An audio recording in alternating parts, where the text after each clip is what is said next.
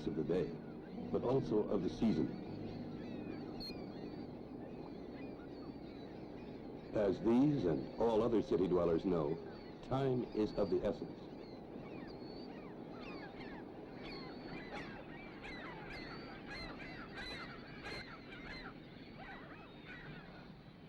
There are things to be accomplished, and accomplishments to be defended. And as every city dweller also knows, growth and expansion are the inherent rights and duties of all communities.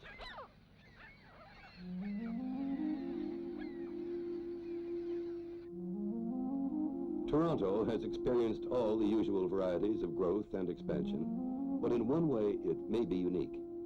An artificial breakwater designed to protect the harbor has been colonized by animals and plants in extraordinary profusion. The new headland, the Leslie Spit, has become famous, not as an engineering feat, but as a wildlife area.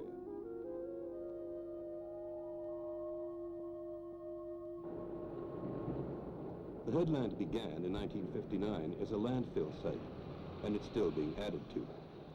But most of the work took place between 1965 and 76, when earth and other debris from construction and dredging in the city created a long spit jutting about 5 kilometers into Lake Ontario.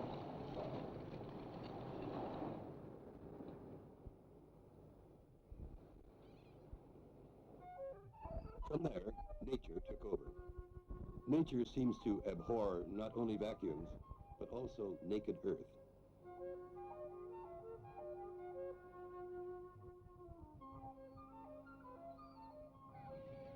Before much can take place in a biological way on an open pile of sand, things need to be anchored down. Plant roots are the world's oldest and most reliable stabilizers. Few roots are as widespread or efficient as willows.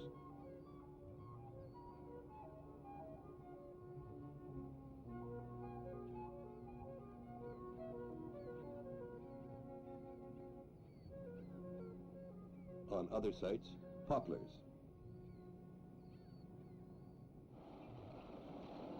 As fast as the dump trucks lengthen the spit, perhaps faster, living things scramble for a foothold.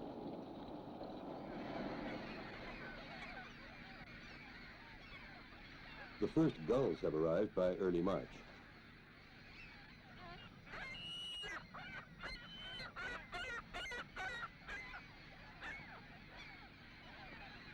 By late April, nesting is well along. This is only a portion of the concentration of ring-billed gulls. Starting from zero, in less than 10 years, this became one of the 2 largest colonies of ring-bills in the world.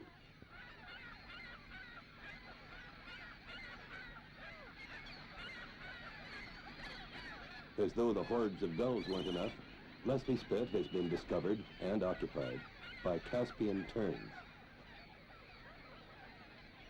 A smartly handsome tern as big as a gull. The Caspian is spottily scattered over 5 continents, but nowhere in great numbers. It's a very recent and surprising settler here.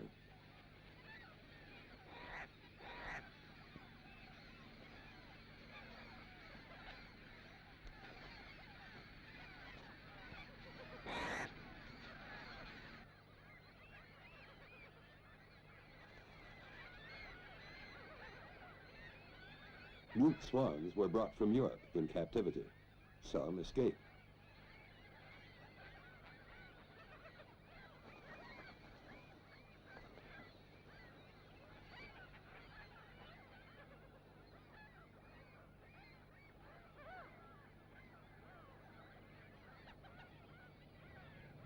Whether they were here to begin with or found it all by themselves, the birds of Leslie Spit now have sanctuary in the most unlikely of habitats, an industrial city.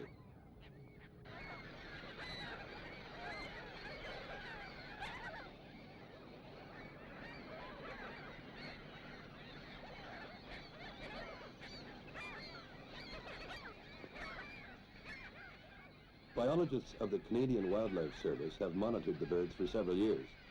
They mark off sections of the colony with tape to facilitate nest counting.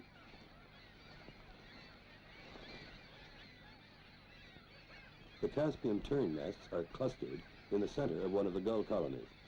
Researchers mark the nests to see whether the terns can hold their own from year to year against the pressing encirclement of the gulls.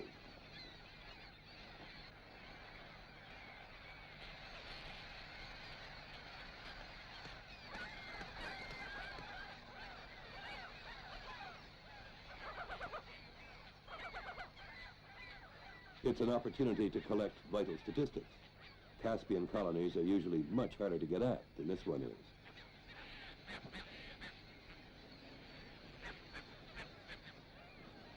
The Caspian terns arrive later than the gulls toward the end of April, and get on with the business of courting and nesting immediately.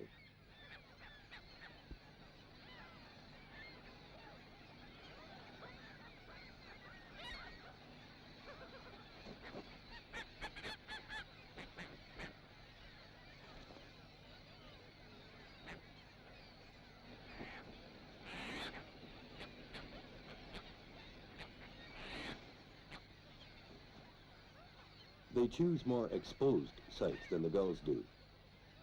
In 1975, there were 7 Caspian nests. 6 years later, there were more than 90. Ring-billed gulls first nested in 1973, 21 nests. A mere 3 years later, there were 10,000. After only 5 more years, in 1981, there were more than 70,000 pairs.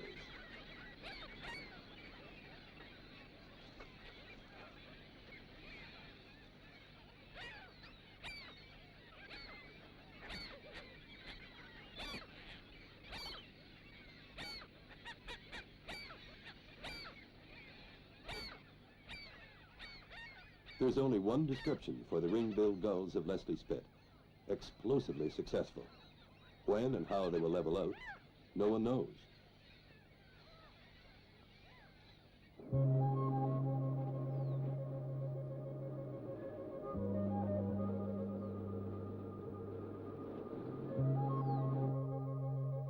By early summer, we can see all the richness and abundance into which an apparently sterile landfill site has been transformed, naturally.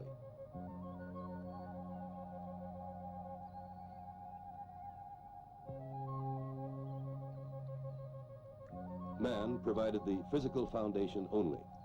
Nature has done all the rest.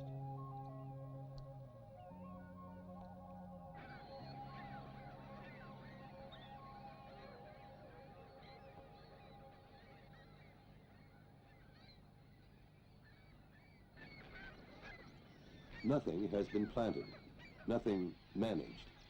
Everything happened on its own.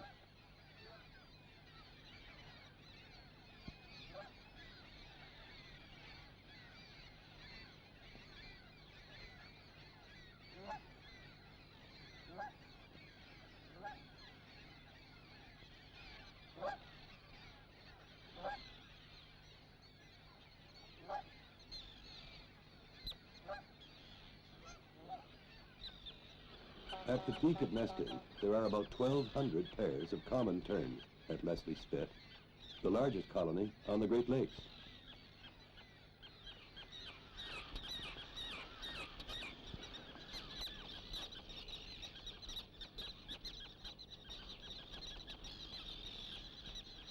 Common terns like their nesting sites free of tall vegetation for visibility.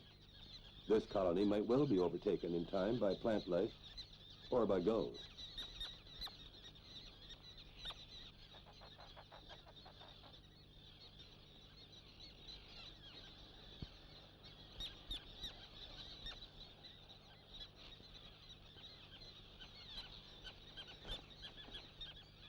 There's no apparent shortage of food, and at least up until 1981, there had been no apparent loss of birds to pollution, in spite of the known water quality of Toronto Harbour.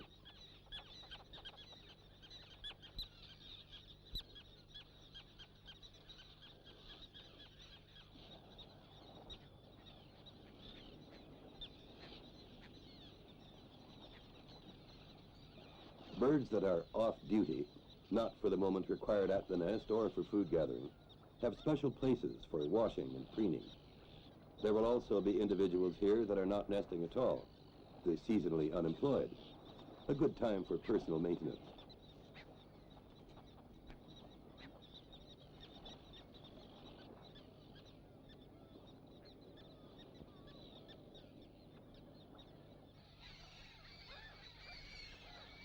Life in a gull colony is always tumultuous, often dangerous. Young chicks are safest when they stay put. A lone wanderer risks his life.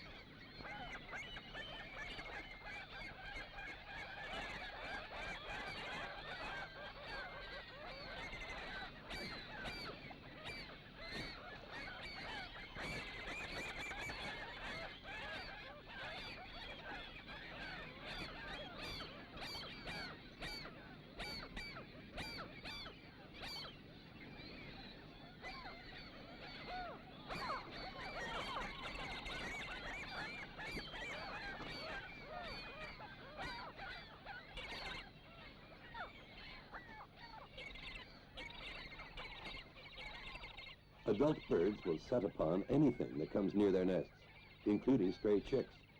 It's a fearsome gauntlet.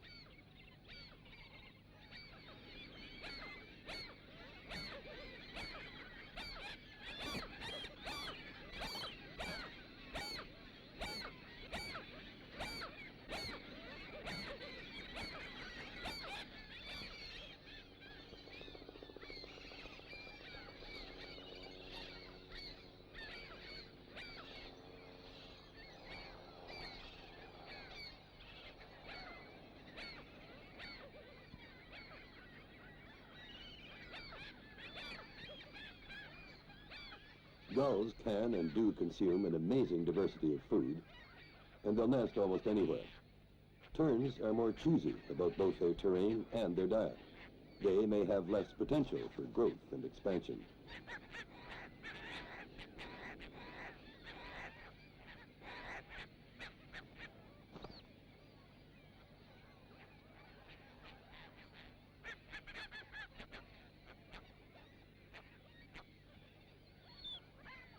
They live almost entirely on fish, of which there has to be a dependable local supply. But growth, whether for industrial cities or for bird colonies, always has its limit. What that limit may be for the Caspian terns of Toronto can't be predicted. Maybe the gulls will crowd them out anyway. In the meantime, Leslie Spit has the most accessible colony in Canada for Caspian tern watchers. One of the world's most interesting water birds in one of the world's most improbable settings.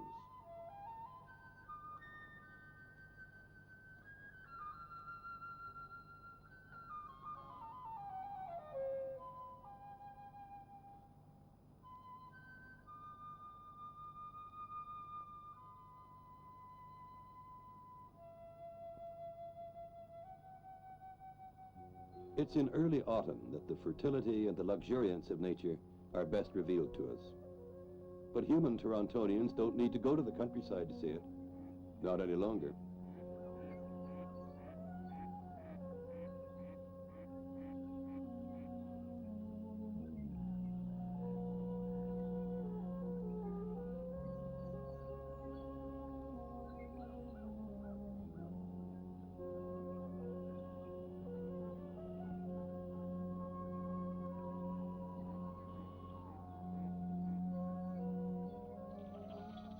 The pre-migration flocking of blackbirds is a familiar sight in rural areas.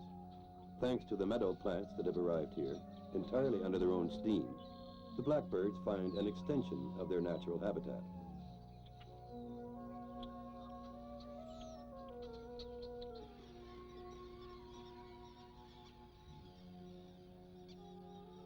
One of the inadvertent contributions the new headland has made to wildlife has been extensive new foraging ground for migrating waders, or shorebirds.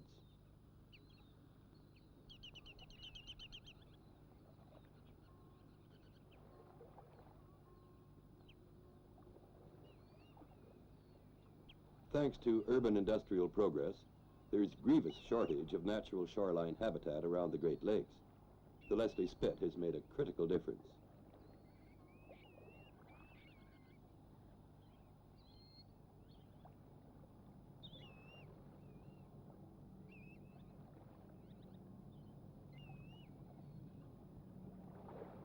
The sandpipers, plovers, and others moving between Arctic breeding and southern wintering grounds must have strategically located feeding and resting areas along the way. This extension of shorebird habitat may be the most important result the artificial headland has produced.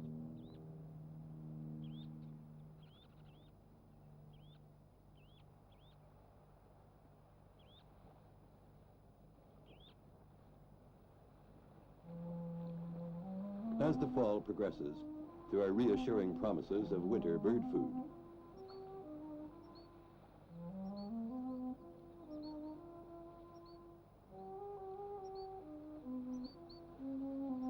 The gulls have dispersed. The colonies are deserted. But there are the inevitable traces.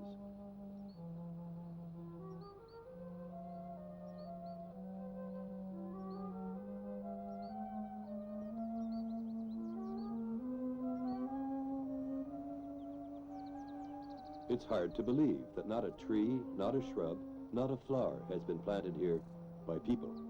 Everything arrived, settled, and prospered on its own. Suitable places having been prepared for them by the plants, migrating monarch butterflies can now rest at Leslie Spit on their way to the southern United States and Mexico.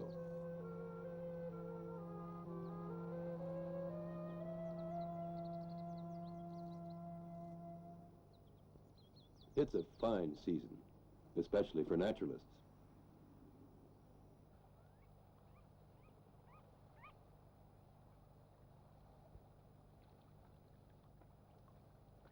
It used to be that you could spend an entire lifetime birding around Toronto and never see a Hudsonian godwit.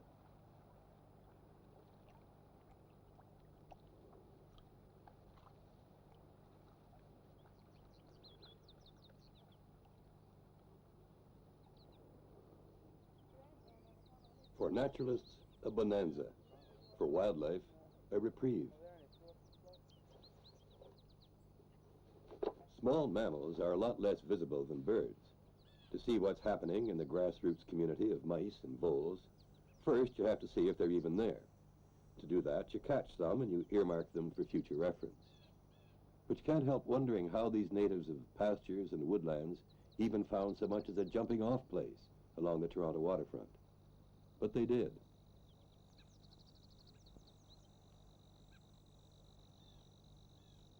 They provide work opportunities for cruising birds of prey.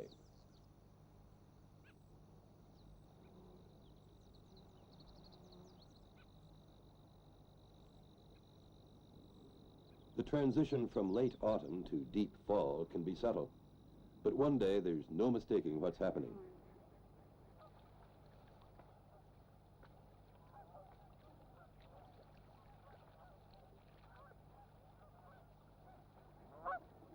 The time of the waterfowl has begun. Flocks of geese and ducks will use these sheltered bays from now until the end of winter.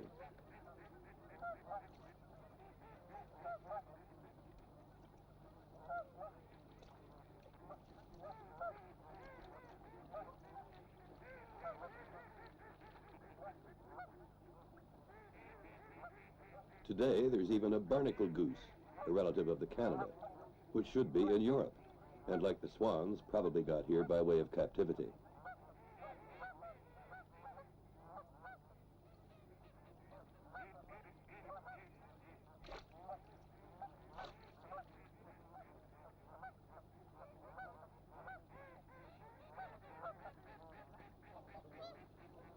Old squaws nest in summer on Arctic tundra ponds. There are golden eyes from the northern forest. The geese are here the year round.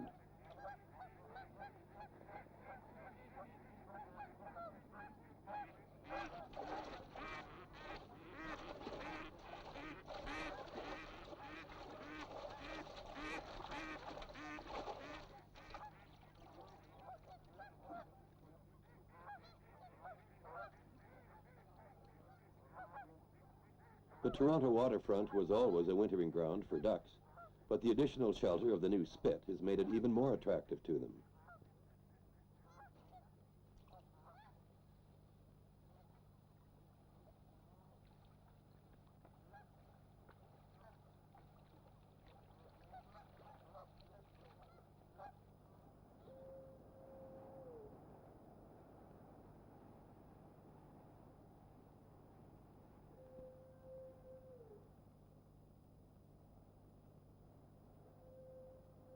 In summer, the strident, ear-splitting screams of scores of thousands of large, vociferous birds. In winter, soothing, recuperative peace.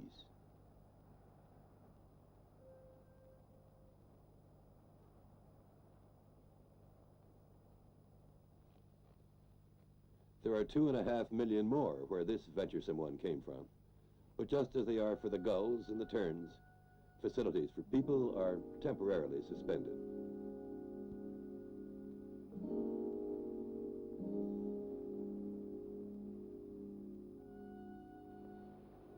There have been many revelations about the poisonous nature of the Toronto harbor bottom.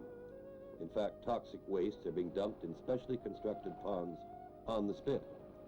But it doesn't appear to have yet affected the ducks. Mallards are abundant all year.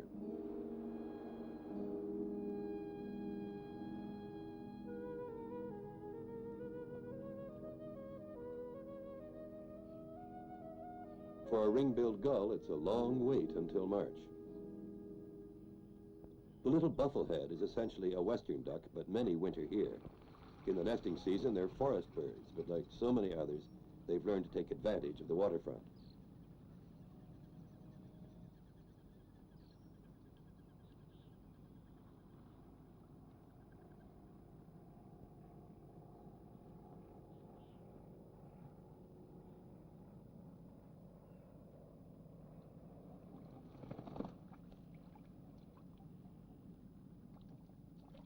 Mergansers are ducks that specialize in fish eating, and all 3 Canadian species are here in winter. None is known to have yet been affected by poisons in the flesh of their prey. It would seem to be an entirely unwholesome habitat, but for the present, they're here.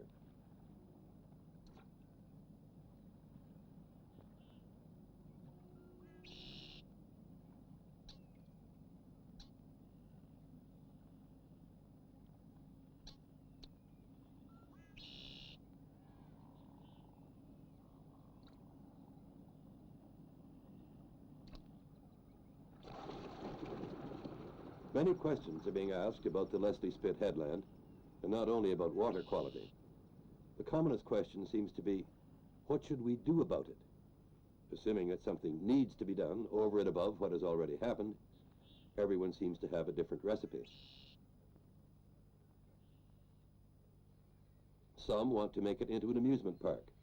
Some want to build a sailing marina and the usual support facilities. Some want to build a nature center with interpretive trails and exhibits.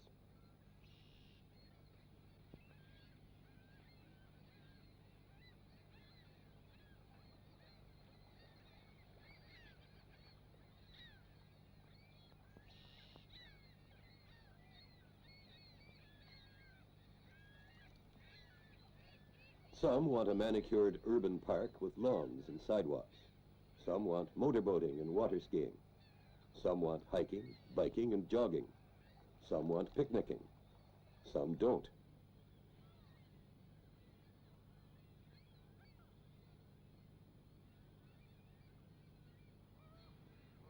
The majority view seems to be that we've got to do something. You can't not do something.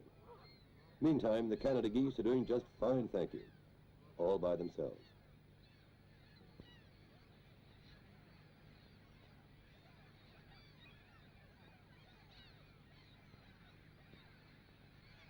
And so indeed are the willows and the gulls.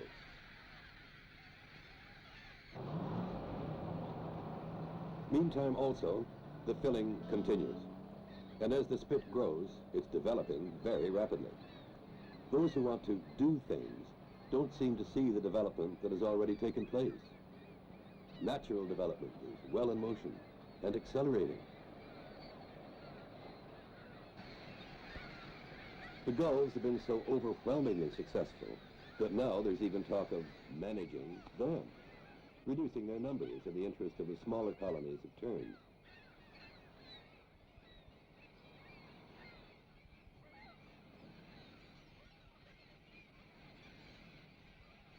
There are, however, those who can't help feeling that since nature accomplished this unique phenomenon without human meddling, perhaps nature might be allowed to take its course. That, too, would be unique.